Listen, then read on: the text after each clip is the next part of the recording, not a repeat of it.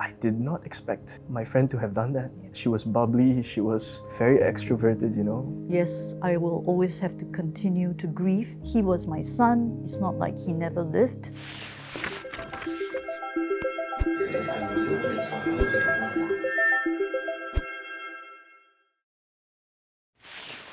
My name is Jenny Teo. I'm founder of Stigma to Strength Singapore. I'm also co-founder of the Please Stay movement and author of the book Grieving and Living, A Mother's Hope, A Mother's Journey on Suicide Loss. I'm also a suicide loss survivor. Hi, I'm Mark. I'm currently in college and I'm a suicide loss survivor. Hi, I'm Viddsee. I'm a researcher at the Institute of Mental Health, and currently I'm leading a study which examines the factors associated with suicide in Singapore. I lost a close friend. I grew up with that person, like childhood friend. Like I remember the family would meet me downstairs my place to play basketball and for her to ride her bike. The reason we grew distant was because I was a few years older in our church school. The teachers were like, oh, you're a little too above the age, so you kind of have to bump the level. So that's when everything grew apart. So when the news broke out that I lost someone that was actually really dear to me when I was younger, I shrugged it off. And then the next day, something just...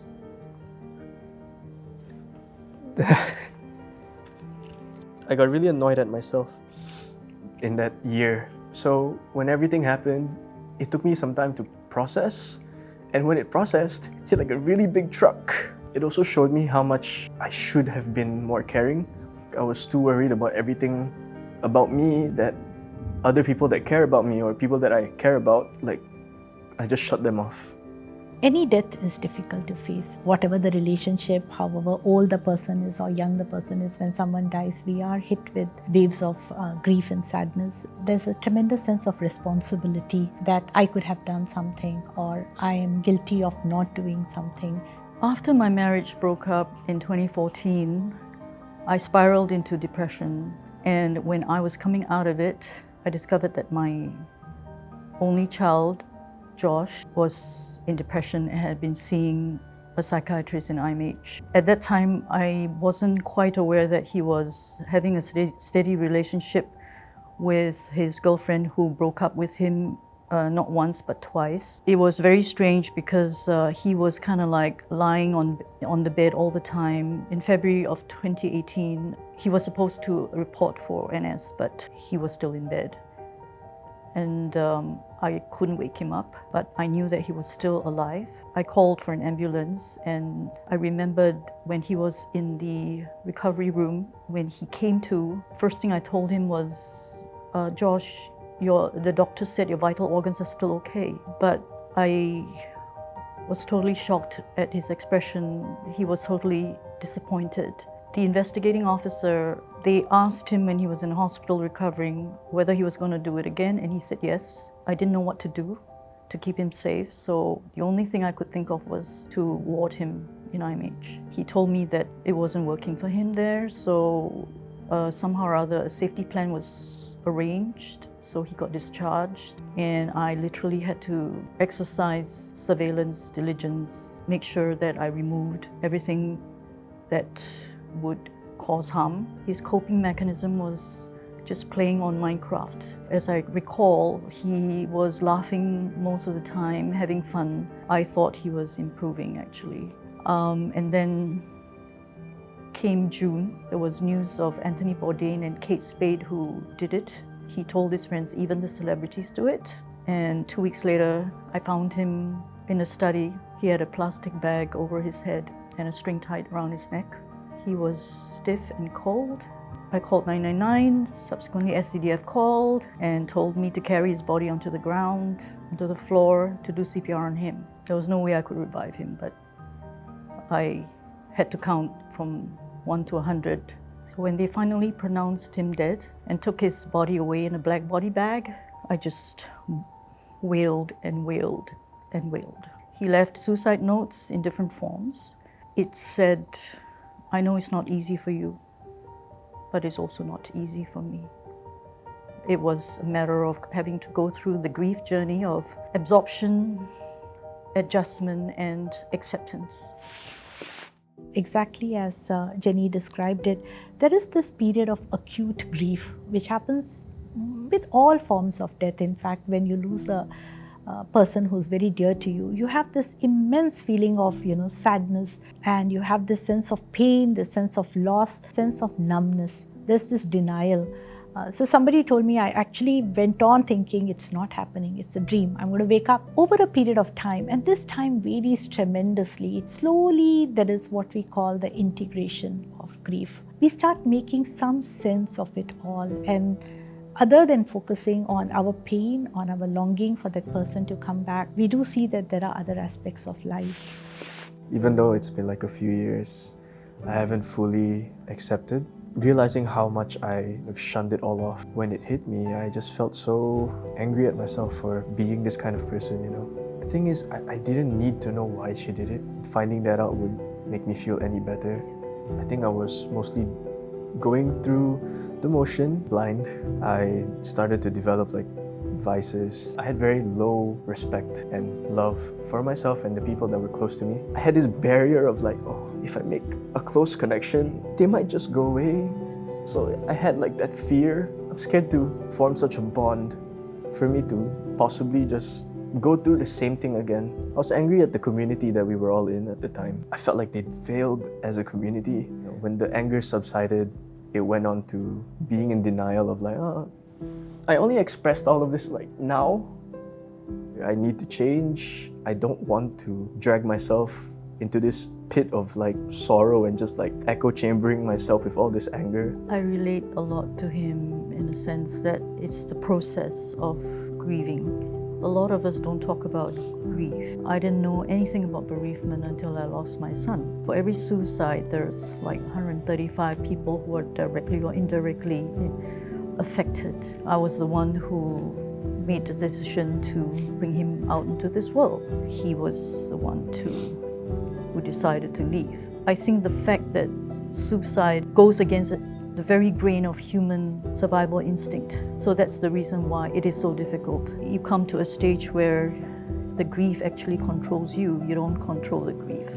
I cried so much that my friend was so concerned. He told me, if you don't stop, you might go blind. The easiest way for me to go through the stages was to take one day at a time. When I lost my son in the beginning, I never knew that I would make it 5.5 years later. As someone who has gone through this tragedy, I just want to say that one can recover from it.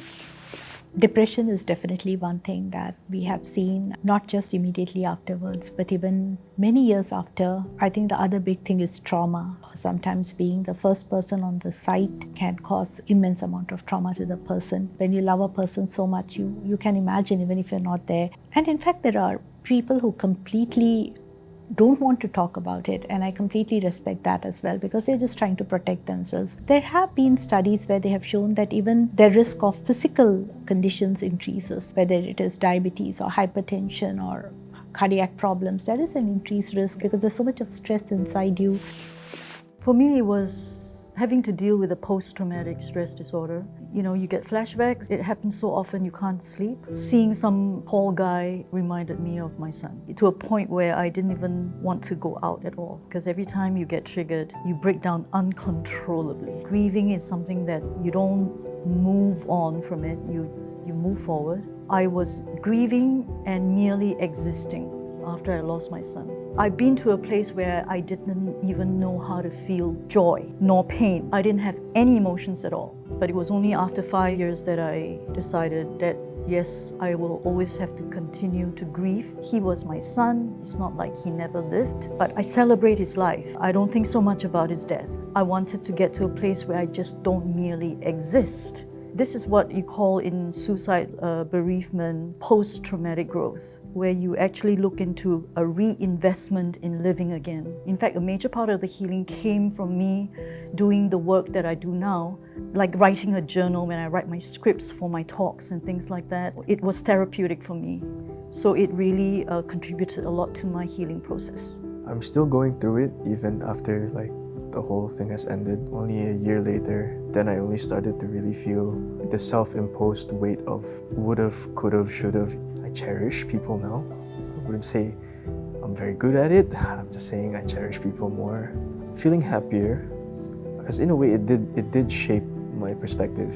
I am thankful that despite such a tragedy, there was a positive influence on me. It's getting better day by day. Yeah. Every person has a different journey. Probably what I'm going to say now may work for some people, and for some other people they may have an entirely different way that they will heal. And there are a lot of therapies out there now, evidence-based, which can reduce the trauma which is associated with the loss of a loved one.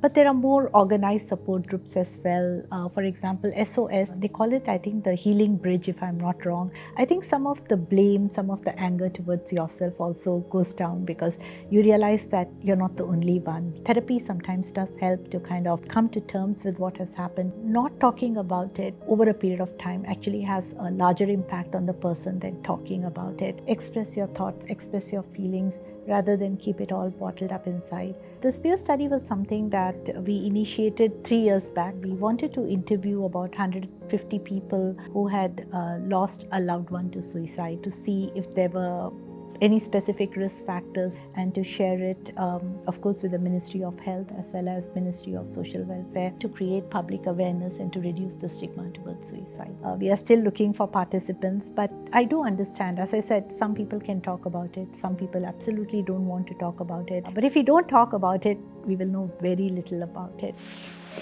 For my son, it was a sudden lift in the mood.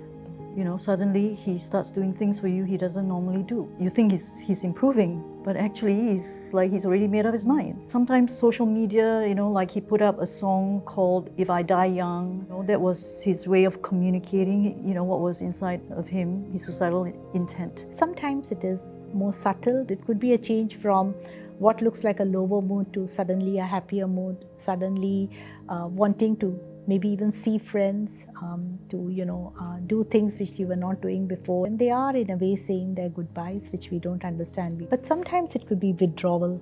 So someone who's very happy-go-lucky and friendly could choose to isolate or could choose to withdraw themselves. Sometimes you just are not able to pick up the warning signs because they hide it very well from you. They really don't want to worry you. We can actually get misled by all these things. So that's why public education on the suicidal mind is so important. You never know one day who's going to come up to you and say to you, I'm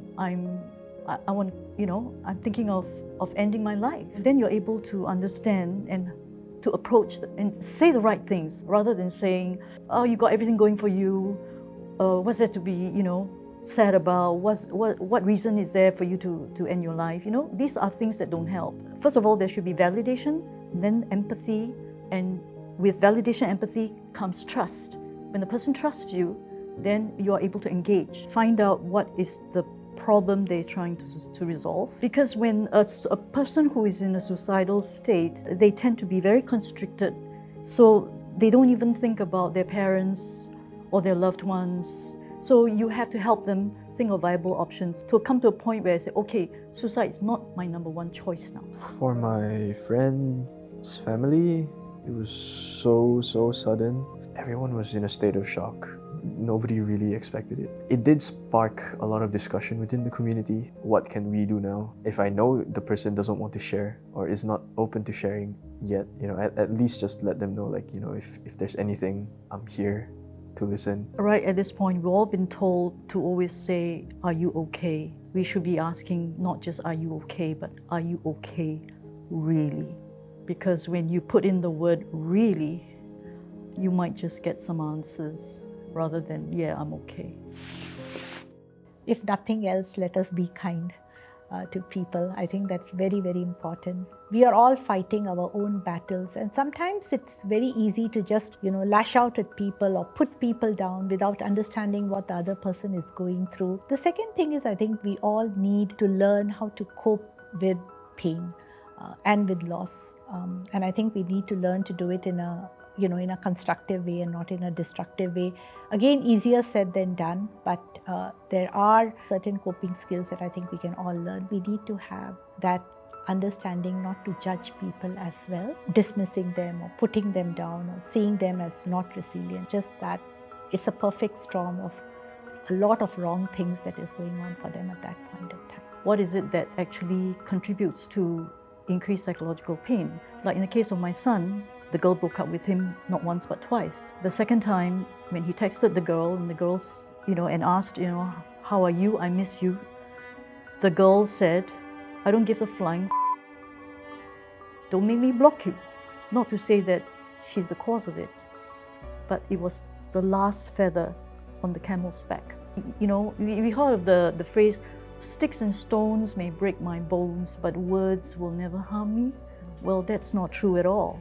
I challenge that because all of us have been hurt. So we are all vulnerable and susceptible to psychological pain. According to Dr. Gabo Mate, trauma is not what happens to you, it's what happens inside you as a result of what happens to you. You can't change the event, but you can change how the event affected you.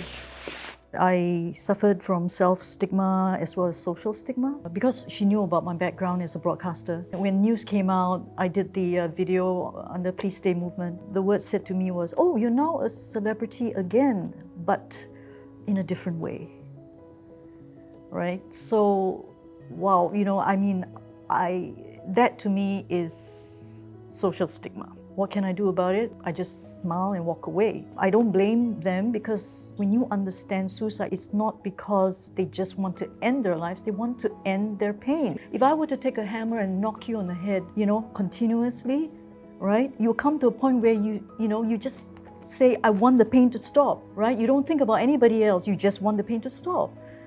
And that's what happens to the suicidal mind. And if we only understand that, we won't be asking why suicide, we should be asking why the pain. And then you start to ask, where's the source of pain coming from and what can we do about that to reduce the pain?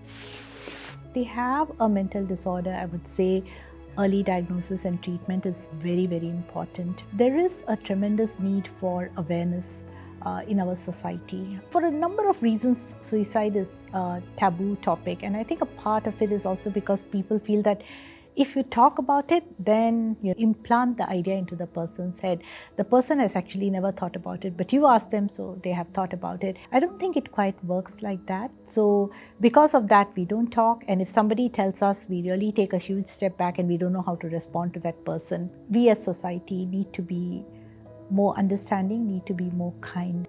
Other countries we have seen that they have these safe houses, like a timeout from everything and, just not meeting the same person, getting triggered by the same thing. I think that kind of short-term interventions are again something that we have to think about in Singapore to reduce the risk of suicide. If you look at the statistics for youth suicides in Singapore, there has been an upward trend in the past 4 years according to SOS. These are like 10 to 29. Reduce the stigma, increase public education and outreach, accessibility and affordability. A lot of times people I've supported, they say they can't afford mental health care. Feedback I get is like, oh, I'm seeing a mental health professional, but when is your next appointment? Oh, in another 6 months. To me, that's not enough.